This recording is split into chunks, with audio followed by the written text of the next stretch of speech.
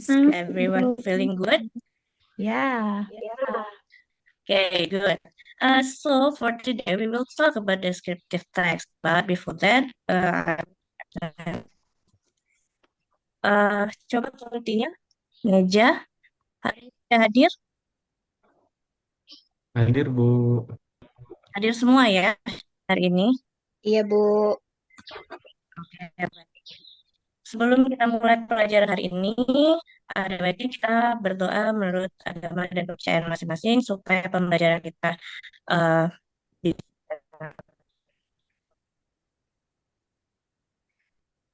selesai.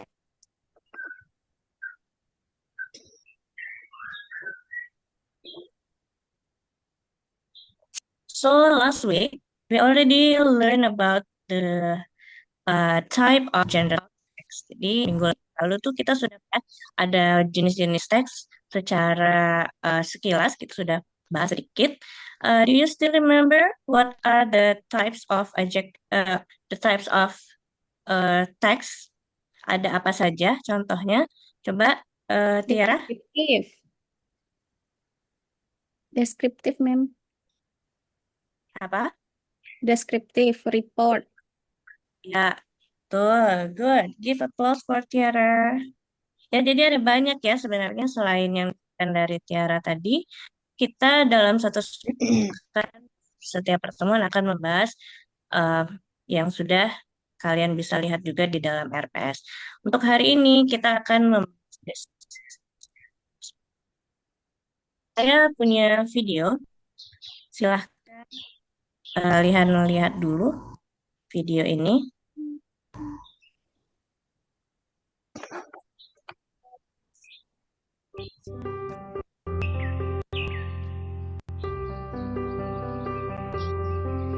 Oke, what can you see from the video?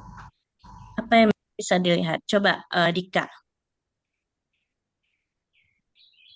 Terima kasih, Mem. Yang saya lihat dari video tersebut adalah sepertinya itu laut ya, Mem ya, atau sungai Laut begitu ya. ya. Sebuah pemandangan gitu yang begitu indah, ada laut, kemudian ada pohon-pohonnya juga dan di atasnya ada gunung, Mem. Terima kasih. Oke, thank you Dika. So we can see a beautiful view ya in the video. Ada seperti laut ya ini yang sangat cantik. Nah, pada saat tadi Dika sedang menjelaskan apa yang dilihat, itu Dika sedang mendeskripsikan atau menggambarkan tentang gambar atau video yang tadi dilihat. Itu salah satu bentuk dari descriptive text ya. Nah, sekarang coba kalian scan ini ada kita pretest dulu ya. Nanti kalian tulis nama lalu tuliskan deskripsi tentang apa yang sudah kalian lihat di dalam video tadi. Ya, silakan. I give you minutes to do that. Oke, thank you. Ya, tadi sudah ada beberapa yang saya baca ya. Untuk hasil-hasil deskripsinya, mayoritas itu memang mendeskripsikan hal-hal yang cantik gitu ya, bagus gitu ya.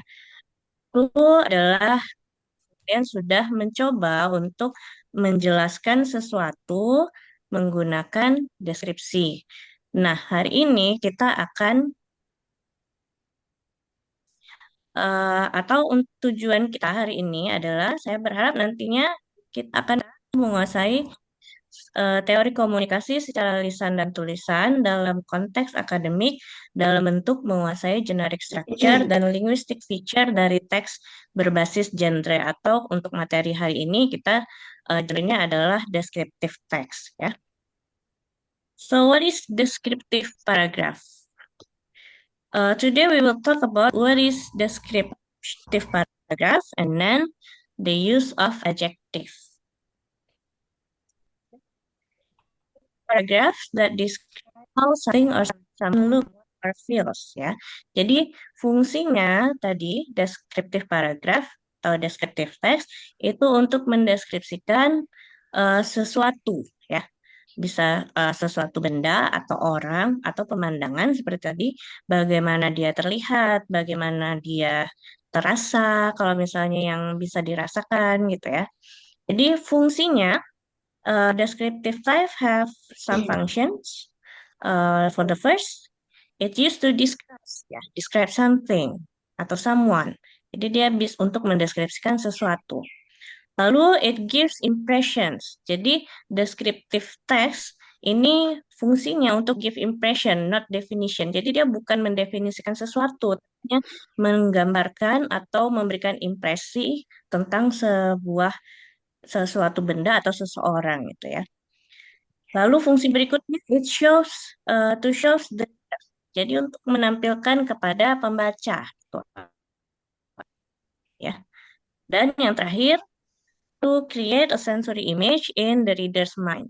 Jadi dengan deskripsi yang kita buat itu bisa apa ya, menciptakan eh, visualisasi dalam pikiran dari si pembacanya. Jadi dia bisa membayangkan bagaimana bentuknya atau bagaimana rasanya berdasarkan kalimat-kalimat yang kita. Nah,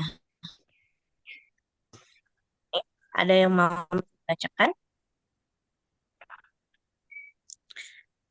Coba Riza bisa bantu saya untuk baca the text about samovar memory. Baik, Mem, terima kasih atas kesempatannya. Di sini ada tertulis Semvat Memory. Everything time I have cup of story Rusiati, I remember my sweet grandma and her magical somewhere. When I was a little girl, my grandmother asked the max to tea for men is the gayen. Oke, Mem. Oke, thank you Riza. Thank you ya. Jadi ini contoh dari descriptive paragraph. Di sini at the first sentence dia menjelaskan atau memberikan identifications about something. Somethingnya apa yang dijelaskan di sini? Tentang si samovar tadi ya. Tentang si samovar itu. Benda samovar itu yang ada di gambar yang bisa kita lihat sama-sama di layar. Nah, dari sana dia menceritakan berikutnya ke bawah, seperti yang sudah dibacakan oleh teman-temannya tadi. Dia memberikan deskripsi-deskripsi tentang si samovar ini. Ya, dia menggunakan deskripsi-deskripsi. Nah, ada beberapa kata yang mungkin agak jarang kita temui ya, atau kita bisa sebut difficult words.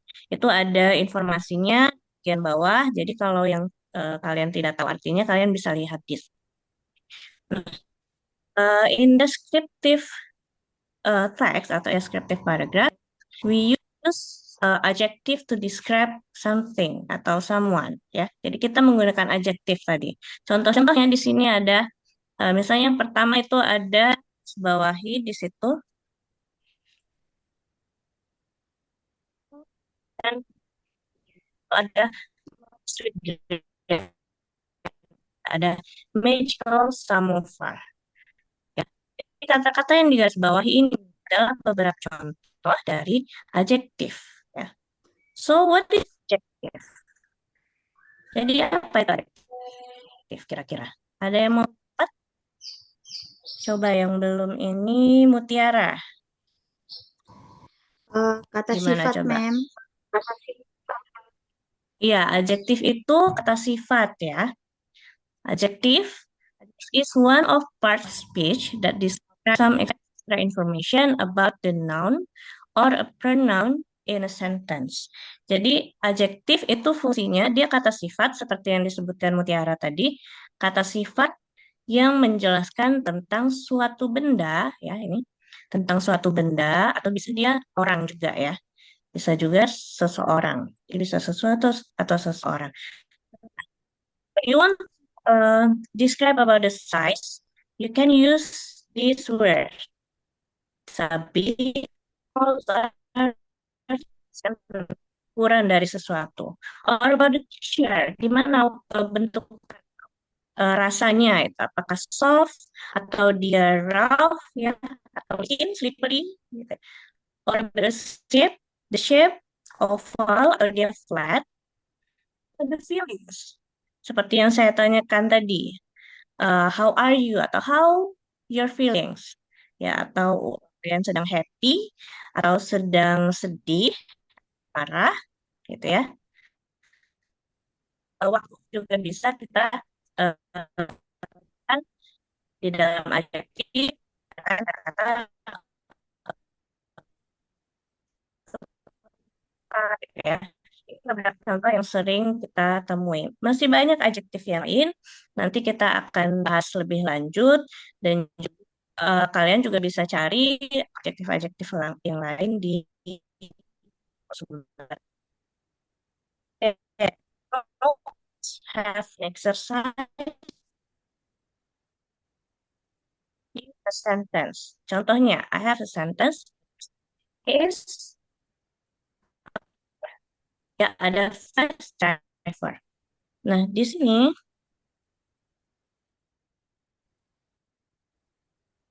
menjelaskan si driver. Fast itu sebagai adjektif, driver noun-nya. Jadi dia adalah orang supir, supir yang seperti apa? Supir yang cepat ya. Satu lagi yang nomor 2. I met homeless person. Saya bertemu seorangnya bagaimana? Homeless yang dia tidak punya rumah atau seperti gelandangan gitu ya in New York. Ada yang bingung? If you have a question, raise your hand. Ada ya? Oke, kalau masih bisa dipahami sampai di sini, soal nomor 3, you can have a discussion with your partner about what is the adjective and what is the noun sentence gitu ya. Jadi silahkan diskusikan dengan teman sebelahnya. Untuk nomor 3 dan nomor 9 saya kasih waktu 10 menit ya. Oke, sudah 10 menit, time is up. Jadi yang mendapatkan kendala dari pengerjaan tugasnya? Tidak ada ya, sebenarnya ini yang kata-kata yang diberikan warna itu adalah adjektifnya ya. Lalu kata setelahnya ini ada important, ada that, precious, delicious, ada little, ada blue. Itu semuanya adalah adjektifnya. Kata setelah adjektif itu adalah noun-nya atau kata benda yang dijelaskan oleh adjektif. Itu ya, jadi adjektif. Is everything clear? Sudah Yes, clear? ma'am.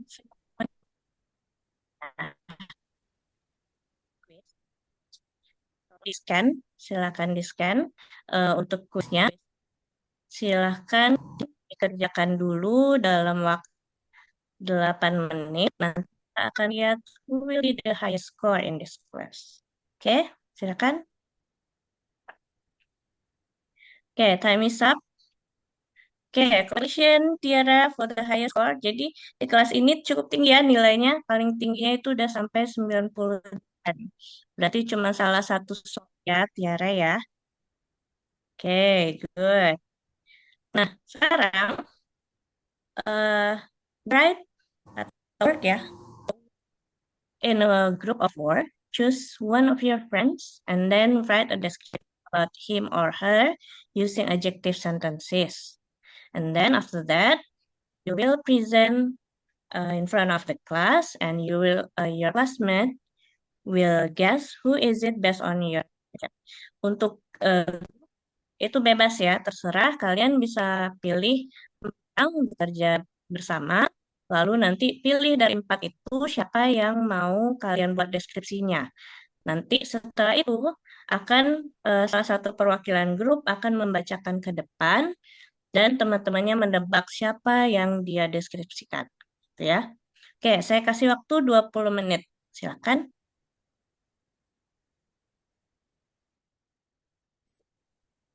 Oke.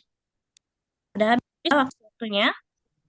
Silakan, apakah ada grup yang mau tampil duluan? Oke, silakan grup 3 dibacakan untuk deskripsinya yang sudah dibuat. Oke, based on the third group description, who is she? Kira-kira siapa dari 3 itu yang dideskripsikan tadi? Ada yang mau coba? Coba, kira-kira siapa tadi yang sedang di...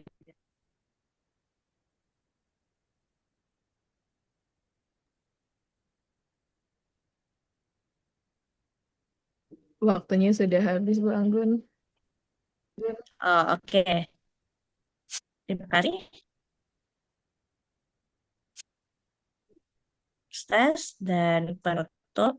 Dan di akhirnya untuk reflection ada tugas untuk collaborative writing-nya yang dikumpulkan untuk nanti di Terima kasih. I think that's all for today. See you next week. Assalamualaikum warahmatullahi wabarakatuh.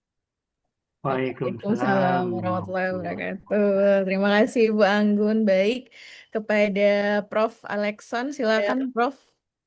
untuk Ya, memberikan terima kasih tanggapan. Bu Lia ya.